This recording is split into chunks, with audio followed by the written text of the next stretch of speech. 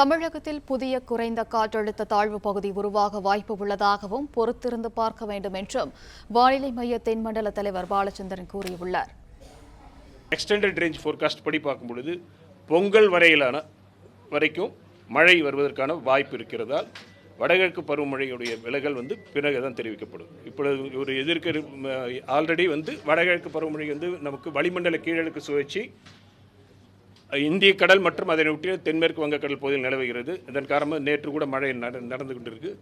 அப்புறம் 2-3 தினங்களுக்கு பிறகு 7ஆம் தேதி முதல் மீண்டும் மழை வருவதற்கான வாய்ப்புகள் இருக்கின்ற காரணத்தால் பொங்கல் வரை இருக்கின்ற காரணத்தால் இது குறித்து பின்னர் தெரிவிக்கப்படும். கடந்த ஆண்டு நம்ம 16ஆம் தேதி அக்டோபர் மாதம் இது வடகிழக்கு பருவமழை இதுவானது. இந்த ஆண்டு 15ஆம் தேதி 14ஆம் தேதி ஜனவரியில் கடந்த ஆண்டு வடகிழக்கு பருவம் நிறைவு பெற்றது. இந்த ஆண்டு பின்னர் தெரிவிக்கப்படும்.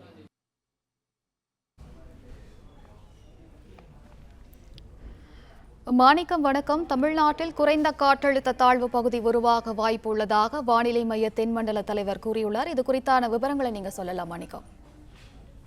இந்திய வானிலை ஆய்வு மையம் அடுத்த 14 நாட்களுக்கான வானிலை முன்னறிவிப்பு வெளியிட்டிருக்கிறது. அதில் அடுத்து வரக்கூடிய 2 வாரங்களில் ஒரு குறைந்த காற்றழுத்த தாழ்வு பகுதி தெற்கு வங்கடல் பகுதிகளில் உருவாவதற்கான வாய்ப்பு இருப்பதாக அதில் குறிப்பிடப்பட்டிருக்கிறது. இது தொடர்பாக ஒரு கேள்வி தென்மண்டல வானிலை ஆய்வு மையத்துடைய தலைவர் பாலச்சந்திரன் கேள்வி முன்வைக்கப்பட்டது.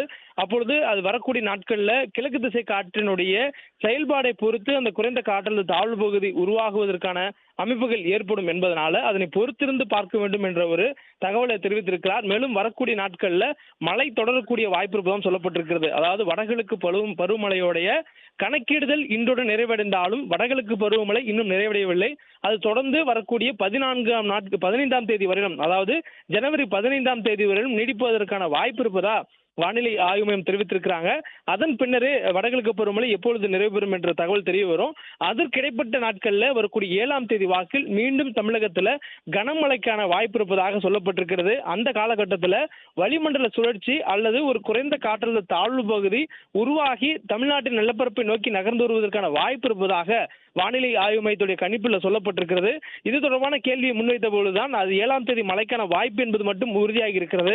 அது வளிமண்டல சுழற்சியா அல்லது மேலும் வலுப்பெற்று ஒரு குறைந்த காற்றழுத்த தாழ்வு பகுதியாக கரையை நோக்கி நகருமா என்பது பின்வரும் நாட்களில் தெரிய வரும் என்பதனால் அதனை பொறுத்திருந்து பார்க்க வேண்டும் என்ற ஒரு தகவலையும் இந்திய வானிலை ஆய்வு மையத்துடைய தென்மண்டல தலைவர் பாலச்சந்திரன் இந்த செய்தியாளர் சந்திப்பில் தெரிவித்திருக்கிறார்.